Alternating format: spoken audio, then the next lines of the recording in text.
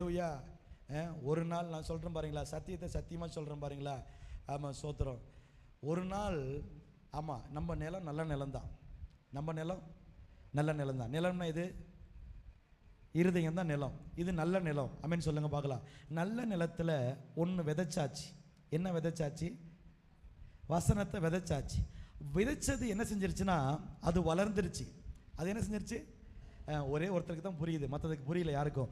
ஆமாம், விதைச்சது நாற்று நடுவும் இல்லையா?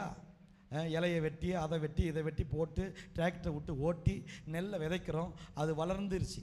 அது என்ன, நல்ல நிலத்தில் விதைச்சோம், அது வளர்ந்துருச்சு. வளர்ந்ததுக்கு அப்புறம் அதை பிடுங்கி கர்த்தருக்கு ஸ்தோத்திரம் இன்னும் ஒரு இடத்துல நடலாம். ஆமென் சொல்லுங்க பார்க்கலாம். நான் சொல்கிறது உங்களுக்கு விளங்குதா?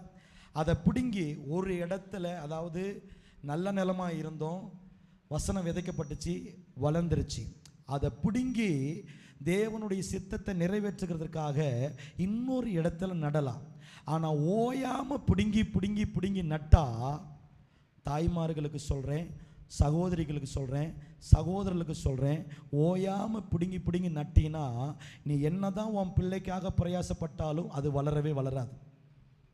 என்னதான் உன் புருஷனுக்காக நீ பிரயாசப்பட்டாலும் அது வளரவே வளராது.